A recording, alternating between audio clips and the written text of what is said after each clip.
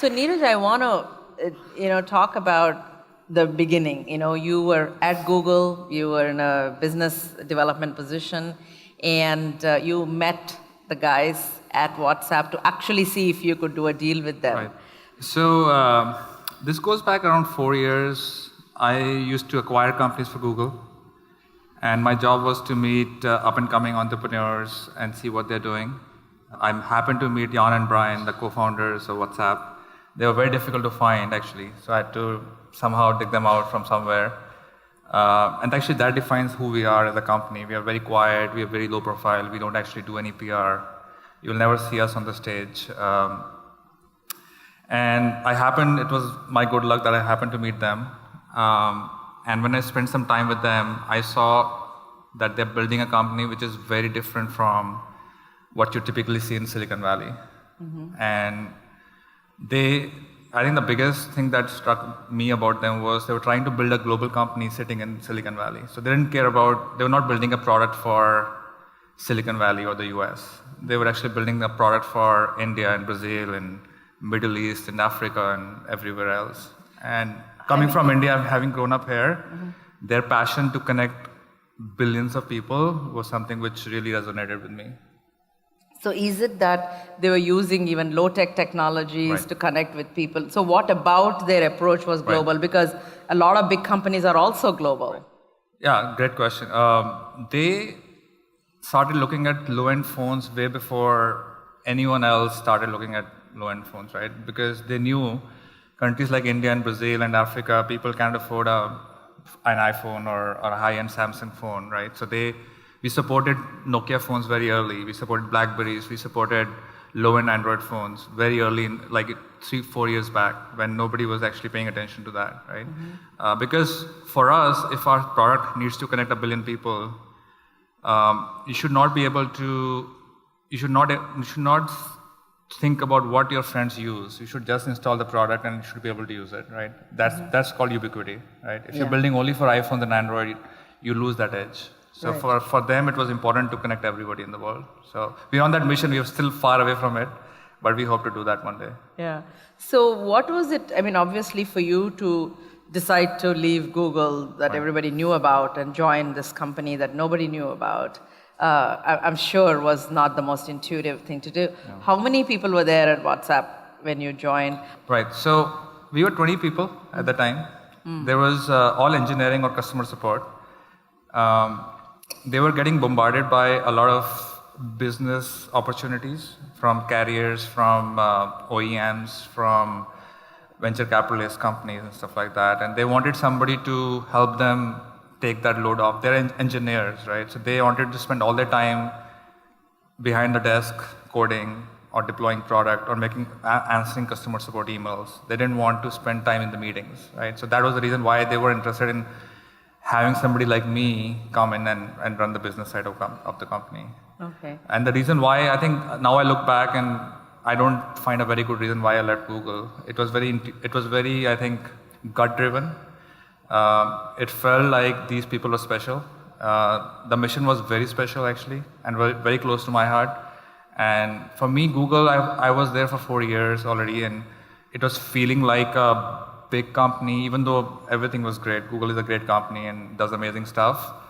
But I was not very close to the impact that Google was having. Like myself personally was not close to, like if people are using Google Search or Maps, I'm not building it. I'm not very close to that. I think that was one of the biggest reasons why I wanted to be at a company where what I do is actually, I can see people using it and hopefully change their lives.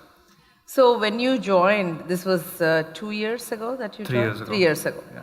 So at that time, what were some of the first things you had to do from a business point of view? How many users were there at that time and how many are there now? I think we were close to 30-40 million active users at that time. At that time, 30-40 million active users. And today? I think the last announced number was 600 million plus. 600 million. Right. And how many of them are from India, would you say? I think the last announced number for us in India is 70 million. 70 million. Active users, people who use us every month. Yeah. So which is the largest country as a country? India is one of the largest countries for you. Okay. Yeah. And so how much of that valuation will be donated back to India. Just kidding.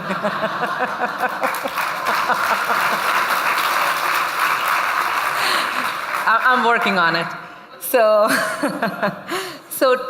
one of the other things is that, you from Google went there. You went there to actually do a deal with them. Right. So the story was. But imagine, be on the Google side for a second. How much would you have paid for them? At that time? Yeah. How much were you going to pay for them?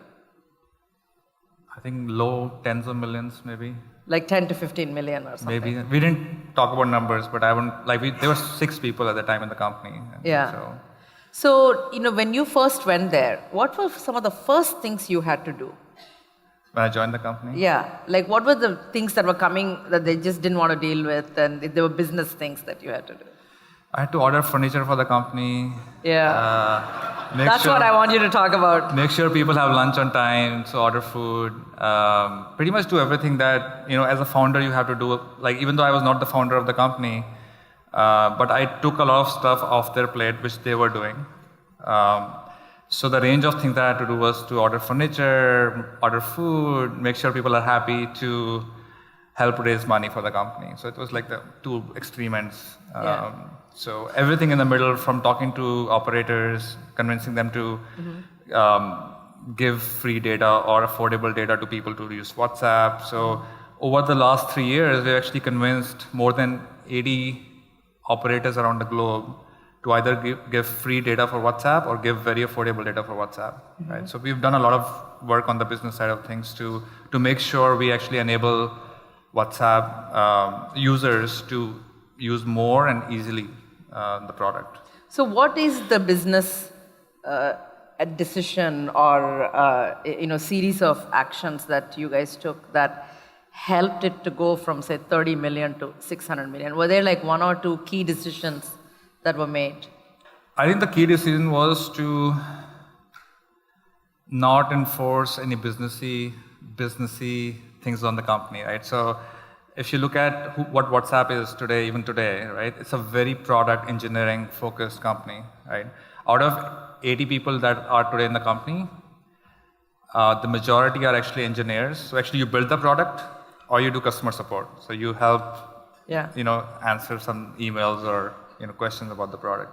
So we wanted to minimize any distraction. So I think for us, business, it was very important for us to understand, for me to understand that business is not the core of the company, right? The core of the company is the product, right? But as a business person, you can actually help product become more ubiquitous. You can do deals to make it grow better, faster, and all of those things, right? So I would say the biggest thing for us to understand was to not enforce any business decisions on the company, because we wanted to keep it pure. At the same time, from the sidelines, help the company grow. Yeah. So now we come to the final thing of this. All these offers have been coming through. What about this what one?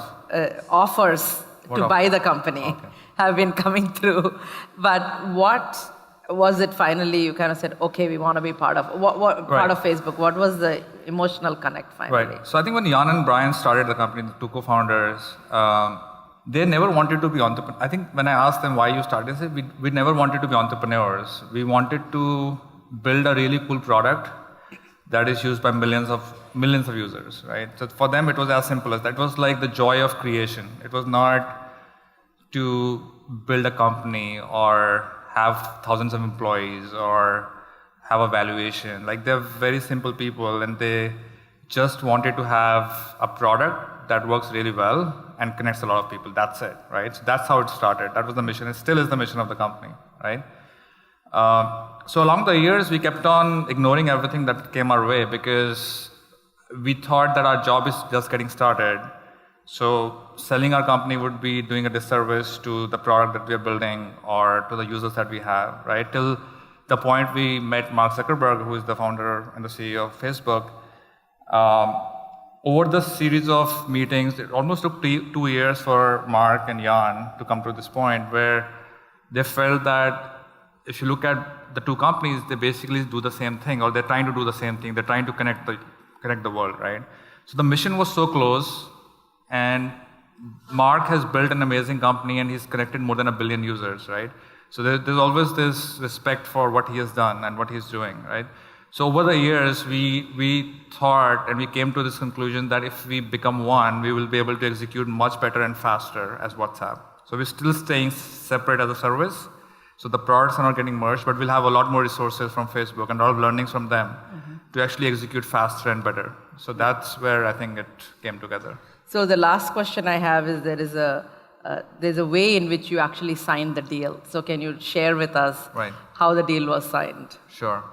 So Jan, who's the CEO and co-founder of WhatsApp, he's a Ukrainian immigrant, and he moved to the US, to the Silicon Valley actually, when he was 14. He didn't have any money. When he moved to the US, he was like doing small jobs. He was living on welfare when he started. So he's seen a lot of hard times. He went to college. As somebody from Eastern Europe, there's a lot of focus on education, just like India, right? So he did well, and he found a job at Yahoo as his first job, and he did really well there. So he's seen his life from a 14-year-old immigrant in the US, living on welfare, having practically no money, to building this amazing company with millions of users. And finally, when the deal was happening, just to bring him back to where he started, we took him to the same welfare center where he used to get his money every month to sign the deal. So it was a very emotional moment for him and for everyone. So that's how we, Great. signed the deal. Thank you so much. Thank you. Thank you.